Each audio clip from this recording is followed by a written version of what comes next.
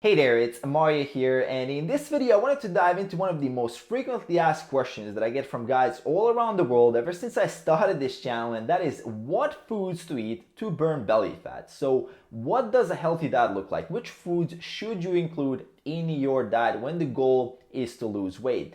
And this is a very commonly asked question, and I have brought out all the foods here that I consume and that I consider healthy, and I'm gonna dive into how I hit my carbs, how I hit my protein, how I hit my fats throughout the day, the caloric intake, and all of that. But before I dive into that, since this video is on belly fat, I want to debunk two big myths related to burning belly fat and to burning fat in general. So the myth number one is the spot reduction myth. This is something that guys still believe, unfortunately, even after 20, 30 years of really good nutrition research. People still believe that they can target belly fat, right? Or they can target any sort of fat. While in reality, you cannot do that. Your body is a system.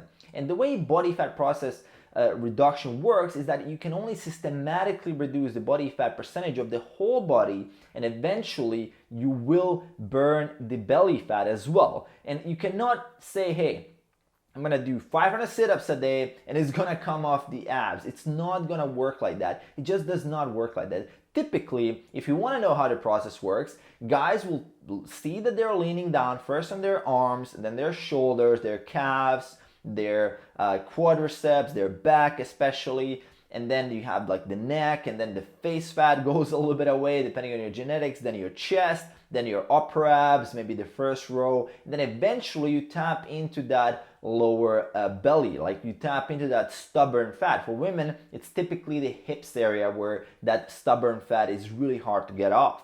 So it's important to understand that you cannot burn this, you cannot target that specific area before you just get rid of all the other body fat, right? And this depends on your genetics, on your distribution, how your abs will look in the end. Really depends on your genetical profile, how well you built up those abs in general through exercise. But first off, you understand that there's no such thing as spot reduction. It doesn't work. Don't let some marketer scam you, telling you that there's some food that you can target your belly fat, or there's some supplement, there's some exercise. There is no such thing, right? So it's all a bunch of nonsense, it's also a bunch of bullshit. So really focus on what works, and we know that this works 100%. So that's the first myth that I want to debunk. The second myth is that if you just eat healthy, you will lose weight, or you will lose belly fat, or in general, you will just like magically, for some reason, without even knowing your calorie amount, you'll be able to eat whatever you want, however much you want. You will be losing weight and you'll be having a great healthy looking body. Well, here's the deal with that, right? So I'm not saying that healthy dieting is bad or that it's good or whatever, but calories still count.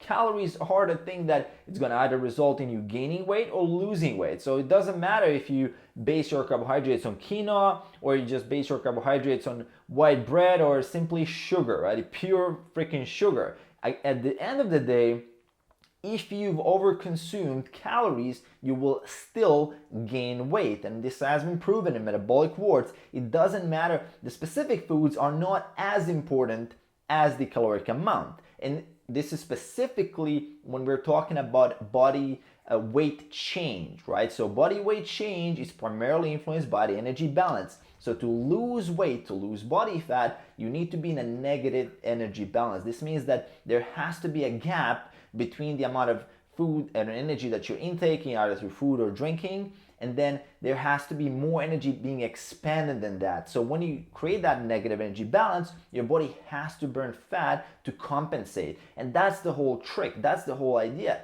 And if you look at the studies, if you look at the United States population, all the obesity epidemic, all these problems, if you look in the 70s, people were on average consuming about 2,000 calories a day, and now they're consuming about 2,500 calories a day. So a 500 calories increase on average, which resulted in obviously in gaining more weight, and also the activity level has dropped down because more cars, more convenience, more dishwashers, more these things that are just not allowing you to even spend energy, because more elevators, more escalators, We're just moving less and we're eating more. That's the reality of things, and that's why people are gaining weight. So it's not some specific food or some specific macronutrient like fats or carbs or whatever the hell the media is currently said that is bad, like sugar or whatever, like high fructose corn syrup. I mean, none of this is as important as calories. So keep that in mind. Calories are the key.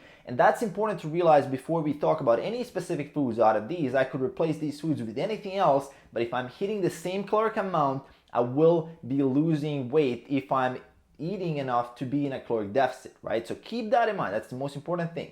So aside from calories, the most important macronutrient actually is protein. And that's something that I want to dive into first. So what are my protein sources? And by the way, I'm going to leave links in the description below for you to know how to set up your daily calories and your protein, fats, and carbs, and also fiber, which is not a macronutrient, but it's a super, super important nutrient to get in your diet. So I'm gonna leave a link in the description below for you to check out that, and you can look into do calculations for your own diet later on. So let's start off with protein. So that's the most important macronutrient.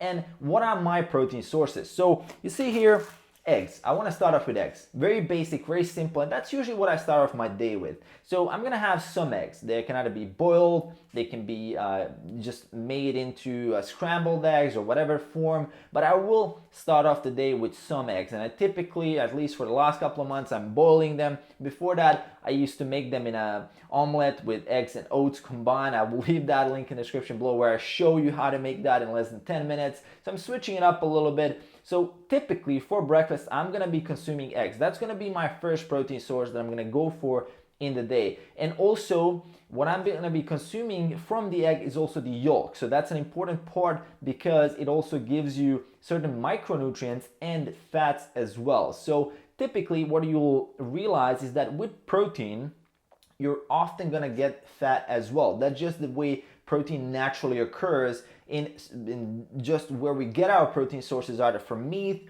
or milk or cheese or just eggs. You will be finding some fat there as well. So it's not a pure protein source unless you just eat the whites, right? So eggs, super, super key. I mean, my favorite protein source probably throughout the years, I've ate thousands and thousands of eggs. So definitely have some eggs lying around. It's a very, very good source of protein. The second one that I'm gonna really love is cottage cheese. And why do I love cottage cheese? Well, first off, you don't need to cook cottage cheese. It has pretty much an infinite expiration date as far as I'm concerned, because usually it gets eaten very fast. I like the taste. And it's important with cottage cheese to choose the one that has low fat. And why am I saying that? Well, you want to make sure that you have certain sources of protein that don't have fat accompanying them. That will allow you for more flexibility because you can easily compensate for that fat from some other source, and then if you just need protein, you can go for that. So what I choose when I look at my cottage cheese, I want to make sure that it gets about 10 to 14 grams of protein per 100 grams and also about maybe 1 to 2 grams of fat. I don't want to get that one that has 4 grams of fat, although it's a little bit tastier, but you just spend too much fat on it while you could have get fat from some other sources. And we're gonna dive into what sources of fat I use later on. So cottage cheese, I mean, amazing. You wanna stock your fridge full of it because it's one of the best protein sources you can get. Very slow digesting protein as well. It's really good at night to keep keep that amino acid pool really running overnight to break down, to help you recover from training and also to rebuild some muscle mass. So super, super key. Have some cottage cheese lying around. Awesome even for you guys who are vegetarians. So going further, I mean, this is a no-brainer. We have some chicken. You know, chicken is definitely one of the meats that I usually have lying around in the house if I want to just self-prepare meals with a lot of protein. Chicken is my go-to source. Turkey as well. I'm still gonna go find some turkey here. I don't necessarily have a lot of red meat lying around, although I do sometimes include red meat, let's say once or twice a week. And typically when it comes to meats, and at least from the animals that I usually find in shops, I'm gonna go for chicken and then turkey if I'm able to find really good turkey breast. And as far as red meat, I'm usually gonna eat that out. So if I'm eating out, I'm gonna either go for a burger or let's say a steak or something like that, and that's where I'm gonna get my red meat from. And usually when it comes to pure protein, when I need just protein, I'm gonna go for chicken or turkey. So very, very simple, easy to prepare. I mean, this takes 5 minutes on a grill to do. I mean, just a no-brainer. Or if you just put it in the oven, you know, it's gonna take about 30 minutes, and that's pretty awesome. So aside from that, I mean, we have milk here. I know milk has a lot of controversy around it. I like to consume milk because I'm not lactose intolerant. I can consume milk with either whey protein, or in general, I can just consume a glass or two milk a day if I just need to get my extra calories.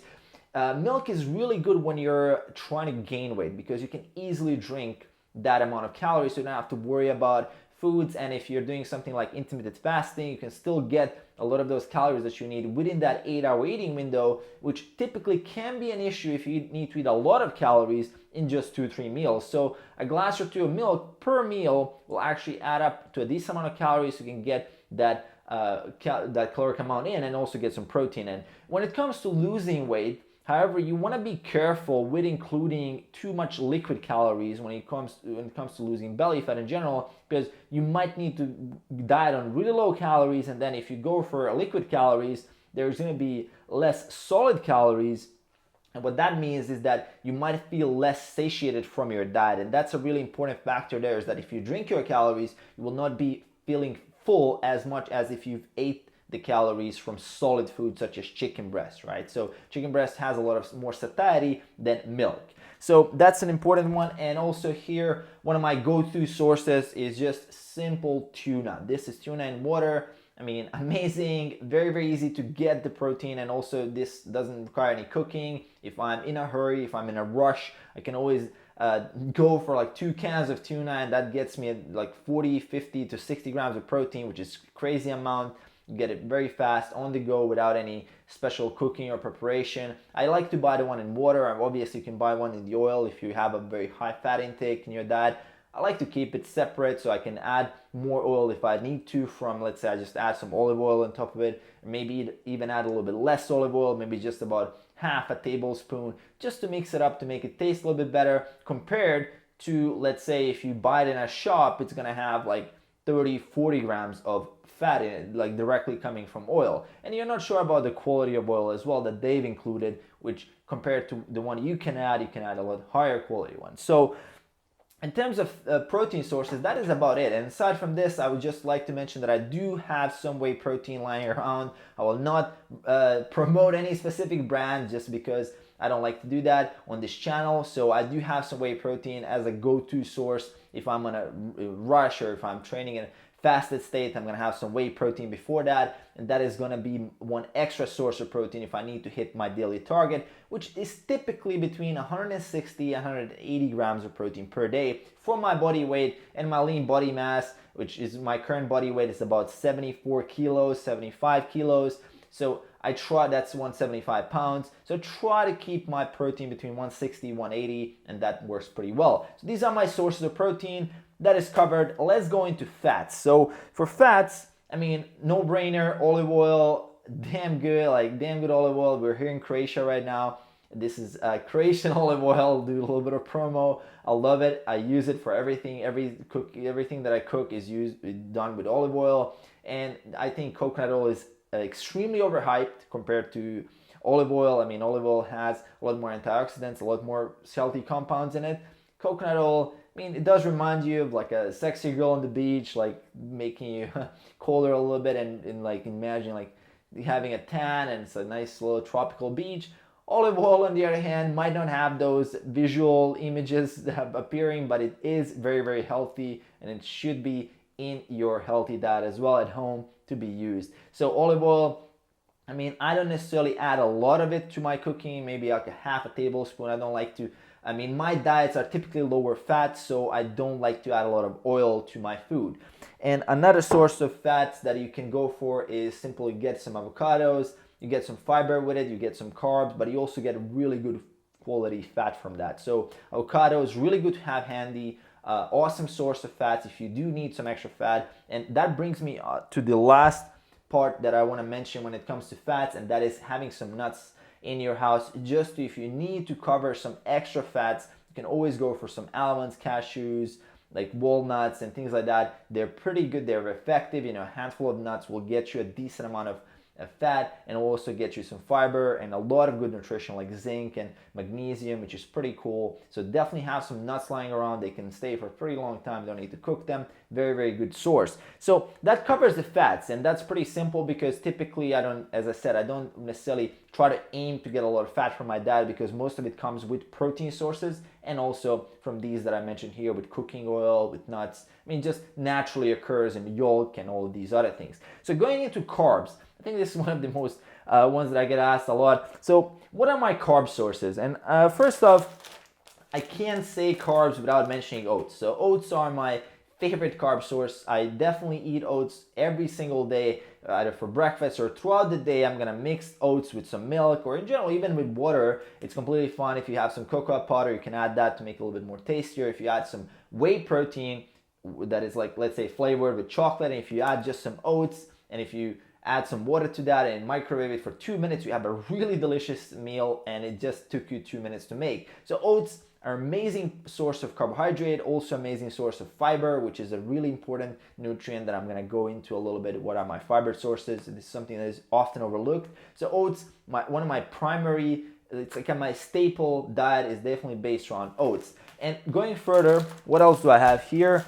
I have tortillas. You know, it's either going to be tortillas, bread, or something like that. I usually have some of that lying around. It's a very fast, easy way to get some carbohydrate in, especially like if I'm in a rush, if I don't have time, if I'm just getting bored and tired of oats, I'm going to go for some tortillas or some bread, like rye bread. If you're in Scandinavia, in Finland, pretty good rye bread there. In Italy, you get pretty good rye bread. Here in Croatia, we have a lot of good breads with seeds.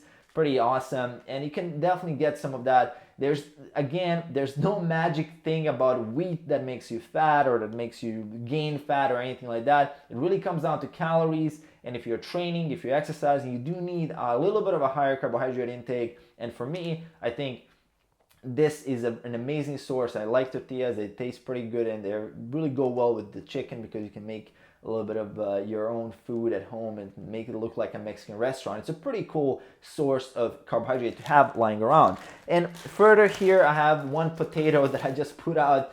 This is a potato. I mean, I have a whole bag of these. I keep them around. Potatoes I go for because they have this high satiety index of all other foods, of all other carbohydrates. So this is a white potato, has a high satiety index. This means that it keeps you full for the longest out of all different types of foods. And they tested this. I mean, if you boil the potato, if you eat a lot of potatoes, you're gonna feel full. And imagine the amount that you can get, let's say, for an equal amount of 60 grams of carbohydrate from oats and a 60-gram carbohydrate from potato. I mean, potato in terms of volume will be a lot more, which is also gonna keep you fuller for longer. So pretty good source of carbohydrate. I mean, it does take preparation. So I do go for, let's say, once or let's say twice a week or 3 times a week. I don't go for potato very often. It's just the way I kind of like to structure my diet. So I make sure that the potato is cooked, either boiled, that's the easiest way, or just baked. So that's a potato there, and when I have some of those. And aside from all of these sources here, I mean,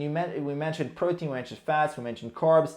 It's important now to realize what is a staple of the healthy diet. Where does most of the volume come from? And this is something most people don't understand, but the volume in the diet, like the quantity of food, actually comes from fruits and vegetables. This is the majority of the food that you're gonna be eating if you just look at it per volume or per amount of food that you're consuming. So speaking of that, and we're talking also about legumes here as well. So speaking of that, I mean, we have to mention green peas. This is a source of fiber, soluble fiber, an amazing source of carbohydrate as well. And this is kind of that food that is in between, like a pure starchy food and a pure vegetable. I like to consume these on a regular basis. They provide me with soluble fiber to keep my gut healthy, to keep my gut microbiota running, and to avoid any potential illnesses in the long run, which definitely related to like higher soluble fiber intake does help with avoiding stuff like colon cancer, even helping out with different types of cancers and diseases as well. So it's super, super important to have enough fiber from your diet. This is not a macronutrient, but it is an important part of a healthy diet. So green peas, staple of my diet when it comes to fiber. And speaking of that, next we have definitely frozen vegetables. Here we have cauliflower, we have broccoli, and some carrot. Why am I showing you frozen vegetables? Well, you can keep these in your fridge for weeks and weeks and months, and you can just put them in a microwave, and in 8 minutes or 6 or 7 minutes at a higher amount, like the higher power in the microwave, you're gonna have this whole bag of vegetables ready to be eaten. And that doesn't take any time. And the fact is that most people do not eat enough vegetables. And the common excuse is like, well, they go bad, I don't have access to fresh ones, I don't have this or that. And this is your solution. It's very easy, very simple, very fast. If you consume this on a regular basis, you can get your fiber, you get your nutrition. None of the nutrition gets lost from microwaving or keeping it frozen. A little bit of vitamin A, vitamin C, but you can compensate for that with other raw vegetables, which I'm gonna show you. So a good combination of broccoli, and I'll show you here which other vegetables, and that's one of my favorite ones, which is a good source of vitamin C. We have a red pepper. This is one of my favorite sources. You've probably seen every video that I ever made about food includes one red pepper. I have them always running around, and they're my source when I'm just looking for vegetables, but also to cure any cravings that I have for, let's say, sweets or anything like that. I go for red pepper, gets the job done. We also have yellow peppers, yellow bell pepper, pretty straightforward, great source, tastes awesome. You can add it to your chicken or whatever you want to do with it. You can eat it just raw. I like to eat it raw. Tastes really good. Here we have, aside other vegetables, we have some onions. Awesome to add to cooking some chicken. You just add some onion or you just bake it. Pretty awesome. Going further, we have some cherry tomatoes. Great source. Again, this is something where you want to basically mix different types of colors to get different types of micronutrients, different types of vitamins. I mean, cherry tomatoes, I love them. They taste amazing. And aside from that, we have some good old fresh broccoli. I mean, can't go without broccoli anywhere, so that's one of my sources. Here we have some spinach, a whole bag of spinach, definitely used in cooking or just eating raw, any way you like. And I mean, for vegetables, you can't go wrong. This is where most of your variety will come from in the foods. Experiment. If you have a farmer's market nearby, if you have a Whole Foods, buy a variety of vegetables. You're gonna love it. You're gonna add a lot of variety to your diet. It's gonna make that look awesome and also keep you very healthy. And as I said, fiber is something most people lack on. The average American consumes about 15 grams of fiber a day, while in reality, you would need about 25 to 30 at least to maintain healthy functions for most people. So keep that in mind, keep that fiber count. And if you're setting up your MyFitnessPal, which is my tool that I recommend for tracking your calories and macros, I recommend also adding fiber as one of the metrics there to track and to make sure that you're getting enough. So speaking of fiber, I mean, we have to mention some apples here, one of my favorite fruits. I also add those, add nectarines or any other that is in season. Currently they're in season in Croatia, they're all over the place.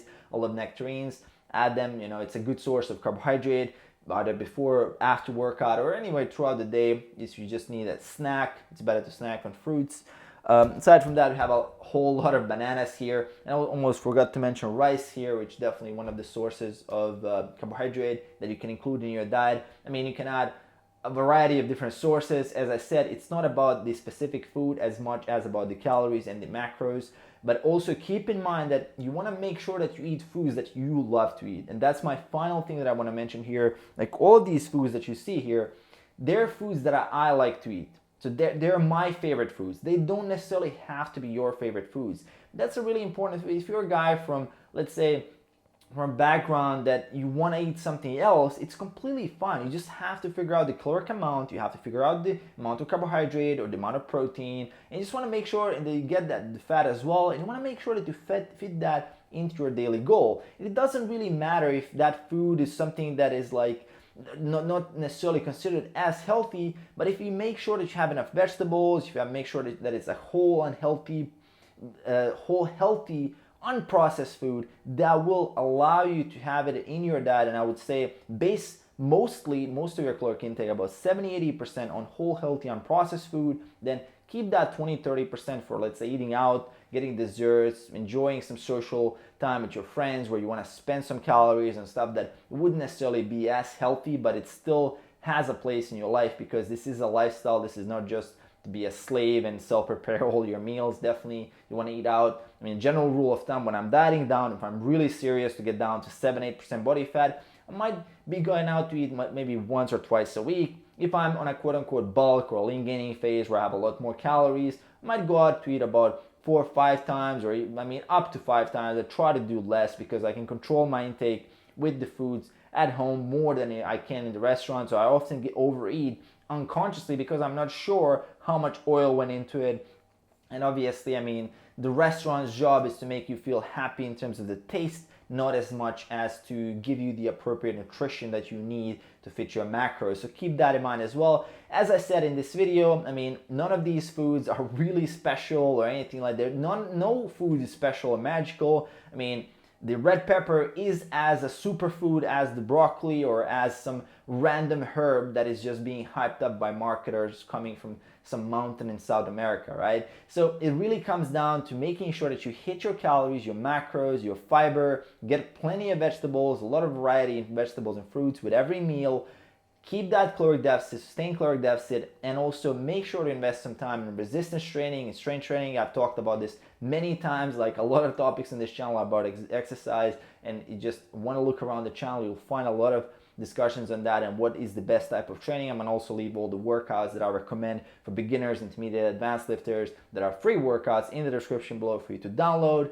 Aside from that, make sure to hit me up in the comments below if you have any questions whatsoever on this that I just presented to you. So make sure to leave a comment below if you have any questions whatsoever. If you just want to say thanks or whatever you want to say, or even if you say fuck you Mario, I still believe that I wanted some magical supplement, that's cool as well, dude. I don't mind. Just leave a comment below. Aside from that, make sure to hit that like button and hit that subscribe button right in the face to support the channel, and I'll see you guys in the next one. Peace.